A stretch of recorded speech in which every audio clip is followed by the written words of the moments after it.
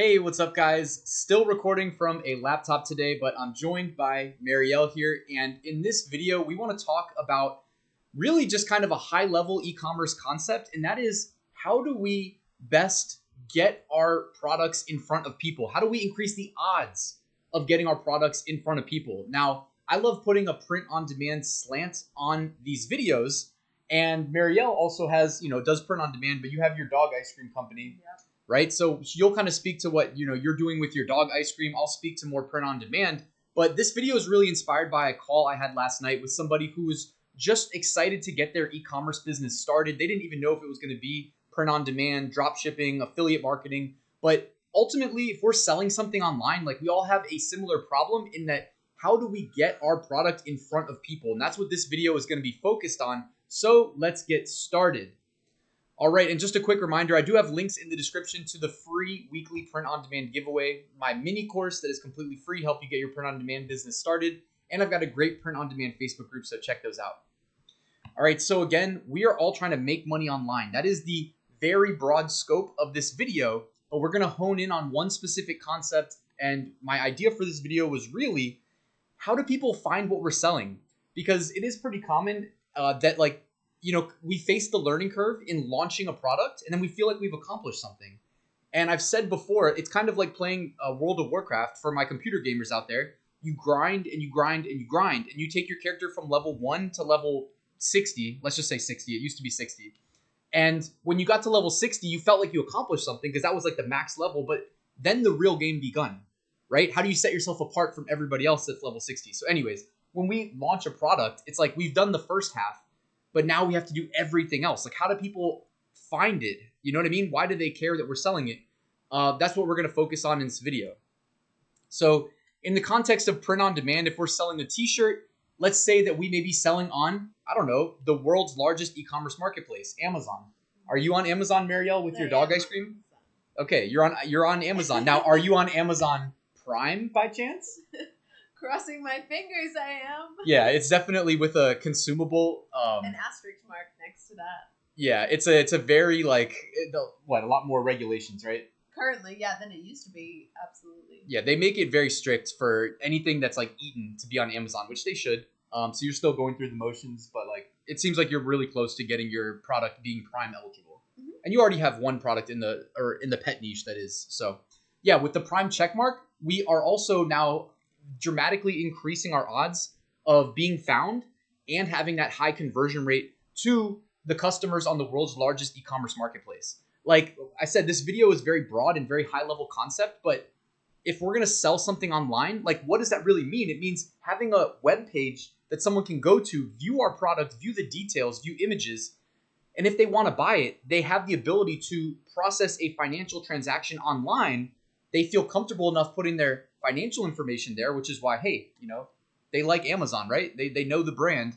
So that's a great place to start. Like, these things actually matter, right? If we're just going from the beginning of our e-commerce business, we want to consider all these things. And then when you have the Prime eligibility, you know that you are, there's a filter on the sidebar there where you can filter out non-Prime offers because people who pay for Amazon Prime want the free shipping and the quick shipping, etc.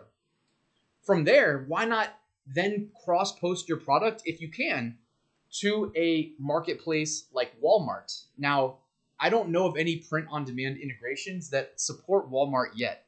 So it's a lot easier to recommend Walmart when somebody can finally have an integration and kind of open the floodgates to us print-on-demand sellers.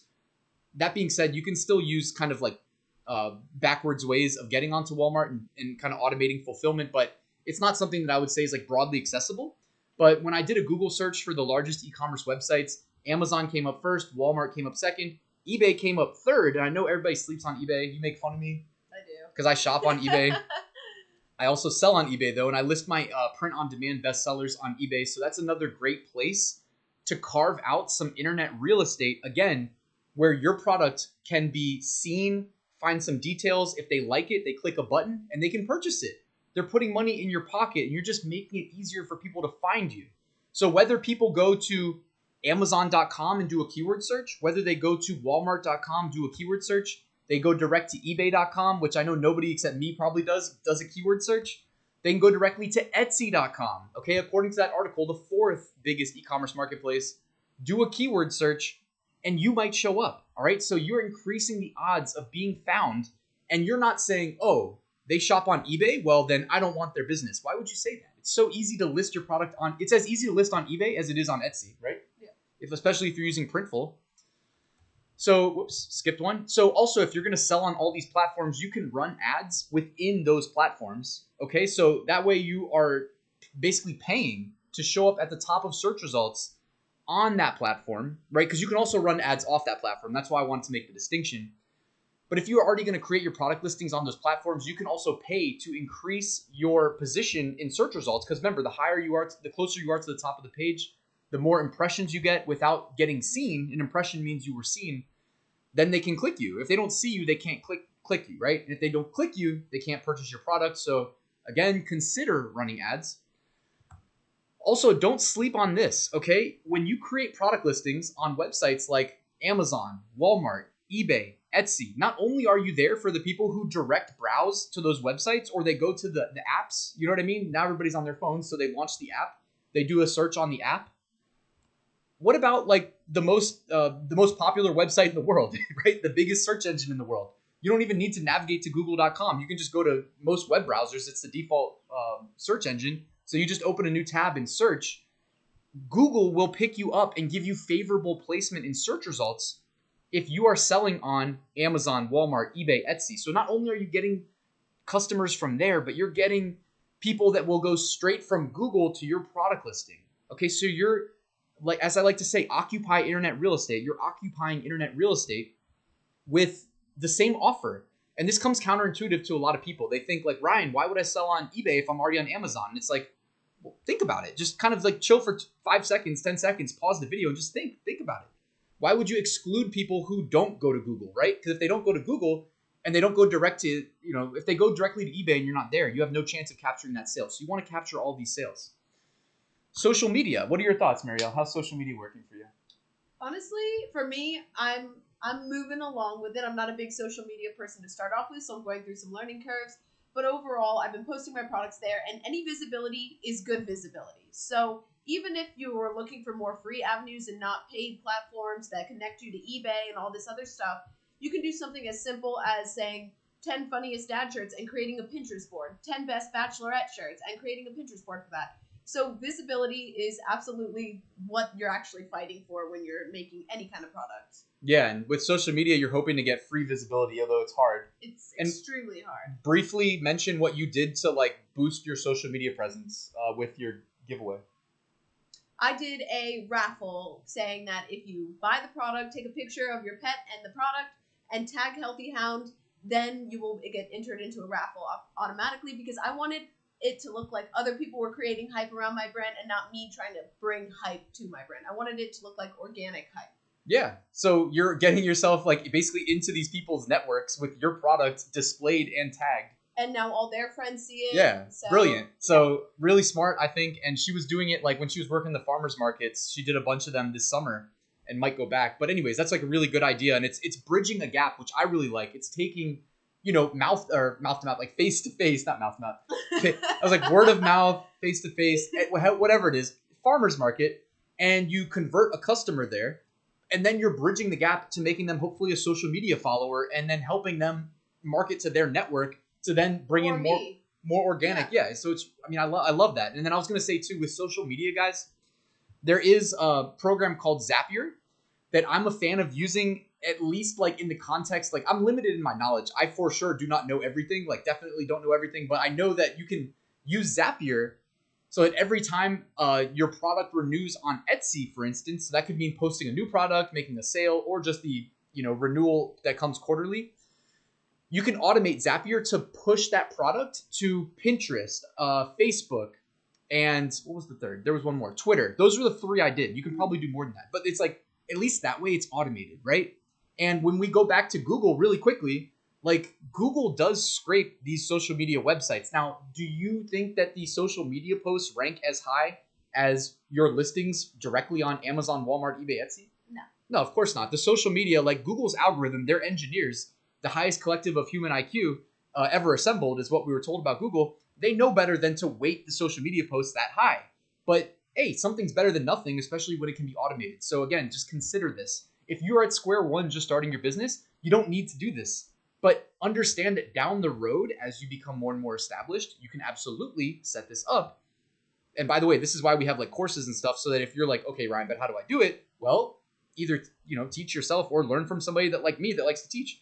Well, and even if you're in like the drop shipping realm and stuff like that, what I'm learning as I go along with my businesses is that there's like an extensive amount of places that you can be selling. Things like if you're drop shipping, Groupon, Uncommon Goods, whatever I waste my money on, whatever that website's called. Yeah, this is why I'm broke.com. This is why I'm broke.com. So it's like the further I go along, the more of these doors are opening, and I'm like, oh my God, there's so much more work to be done. Because again, once again, visibility is the best thing that you can do for your company. Yeah, I mean, literally, like, this is my whole, like, I came from the web developer background, and I had success in my past with SEO.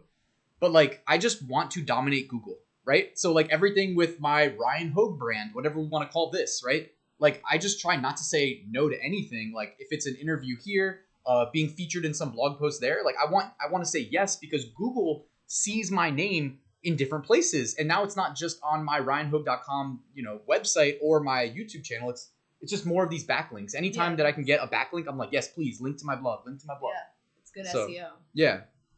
So also, guys, just like, this is the kind of quick, we can breeze through this, but it's worth just mentioning, like, if you're going to go the route of Shopify or your own website, like, I never want to talk people out of doing stuff, but just understand, like, to do it right, you have so much work to do, so much more work relative to if you were just going to, like, sell a t-shirt on Amazon through Merch by Amazon.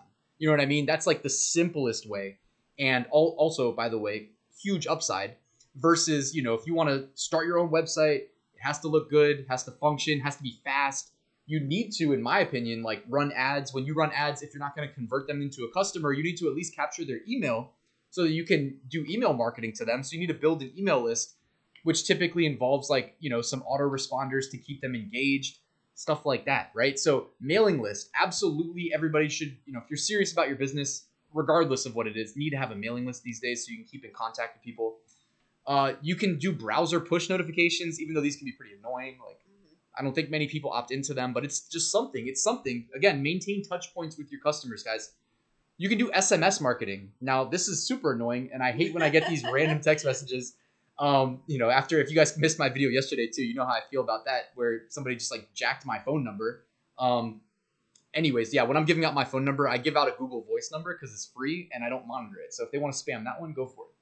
But it's something worth considering. You can market to people via text messages too. That's just worth considering. It's just getting your product in front of people, reminding them that you exist any way you can.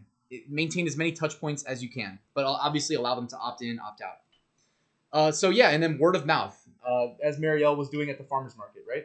Yep, just making sure to get my word out there. Yeah, and for what it's worth too, like, even marketing at a farmer's market, like, you had a great display, and what did your big, bold, like, easy to read sign say? The same principles we apply to t-shirts. Like, what did your sign say? Dog ice cream. Simple as that. No need for branding. Nothing. Yeah. That's what drew everyone in anyway. It said dog ice cream. And, like, even the people who weren't customers were like, oh, that's so cool. And, like, the guy who ran the farmer's market, like, walked over and was like, yo, this is brilliant. Like, your display is brilliant because it's working. And it's like, how simple is it? Oh, yeah, what do you sell? I sell this. What do you put on the big sign in big bold letters? That. Easy. And then she had upsells too. But then you had upsells that were complimentary, right? So it's, I mean, guys, like, sometimes, in life, we just got to keep things simple. The simple stuff can work.